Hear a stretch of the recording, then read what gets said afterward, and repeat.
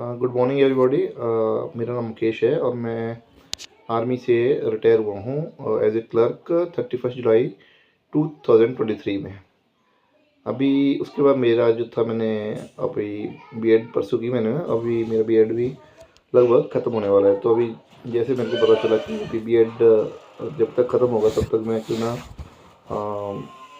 SBI clerk का जो vacancies निकली हुई हैं एक्सिस बैंक के लिए और नॉर्मल जो कैंडिडेट उनके लिए भी तो बहुत ज़्यादा वैकेंसीज हैं। एज यू नो, आपने नोटिफिकेशन देख लिया होगा।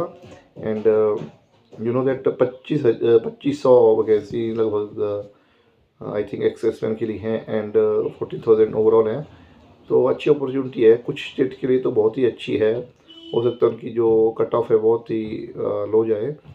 और मैं तो बेसिकली हिमाचल का हूँ, तो मेरा तो चलो वैकेंसीज पिछले साल से कम हुई हैं, बट कई स्टेट्स की बहुत ही हाई वैकेंसीज आई हैं इस बार। तो ब्राइट चांसेस हैं कि सारे के सारे जो एक्सेसमैन हैं वो उसको मैक्सिमम जो है बंदे हैं क्वालिफाई कर पाएंगे।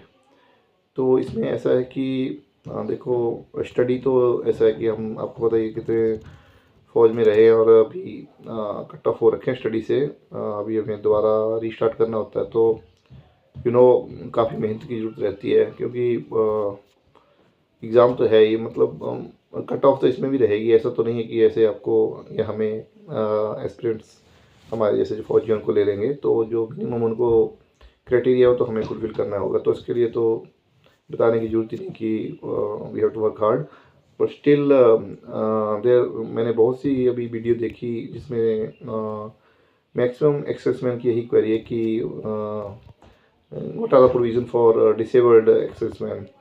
तो पिछले जो सालों की जो नोटिफिकेशन में उसमें सीधा ही लिखा था कि एक सर्टिफिकेट देना है, उसमें you should be attributable to military service, your disability should be attributable and what इस साल वो क्लॉज इन्होंने हटा के एक 1979 का जो एक लेटर है उसके अनुसार एक्साइजमैन की इन्होंने डेफिनेशन ले रखी है कि डेफिनेशन और डिसेबिलिटी मतलब कहाँ पे होनी चाहिए।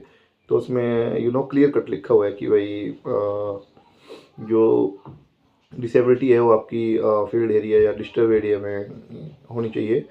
तो देखो, डिस्टर्ब एरिया तो आपको पता ही है। हम फौज में नौकरी कर चुके हैं, कौन कौन से एरियाज डिस्टर्ब्ड हैं। मैक्सिमम जितने भी लोग जम्मू में जम्मू के साइड में नौकरी करके आए हैं और वहाँ पे उनको डिसेबल हुए हैं या कुछ डिसेबिलिटी हुई है, और यदि नॉर्थ ईस्ट में भी कई लोग रहे होंगे, वहाँ भी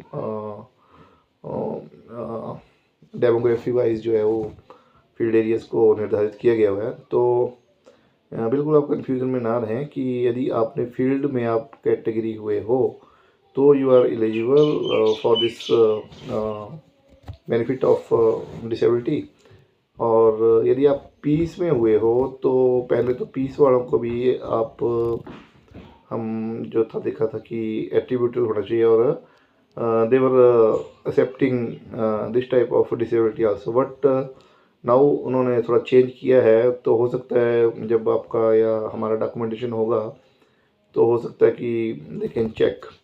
बट ऐसा है कि ये मैन टू मैन चेंज करता है, कौन आपका वहाँ पे जो डॉक्यूमेंट का एग्जामिन कर रहा है। हो सकता है वो आपको थ्रू कर दे, हो सकता है आपको छोटे सी इस बात पे बाहर भी कर दें। तो देखो, आपने इतनी मेहनत करके वहाँ तक गए होंगे और उस टाइम बहुत ही बुरा लगेगा यदि आपको वहाँ से आउट हो जाना पड़े इस डिसेबिलिटी के चक्कर में।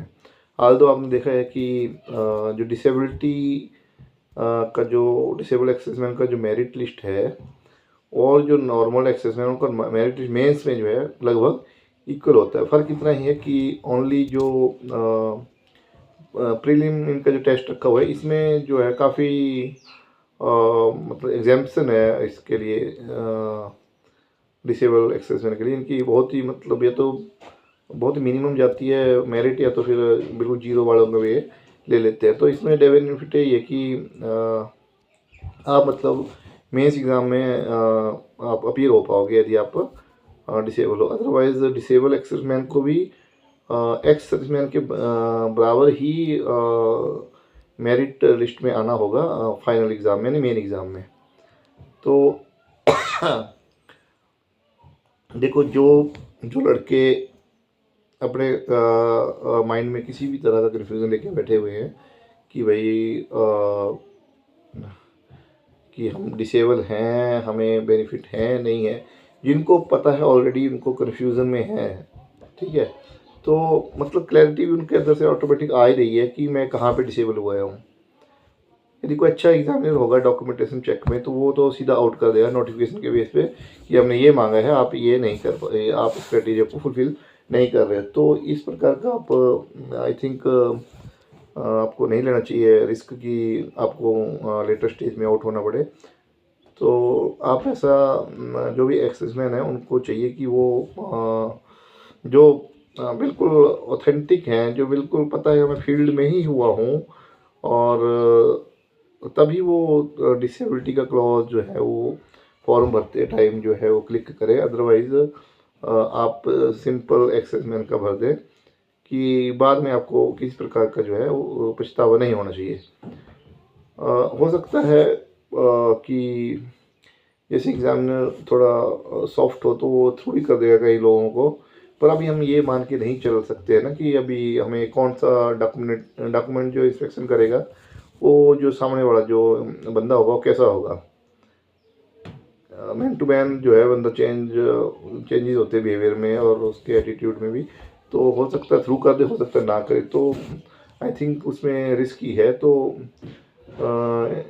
बराए मेहरबानी ऐसा कीजिए कि आप ओनली जो फील्ड एरिया वाले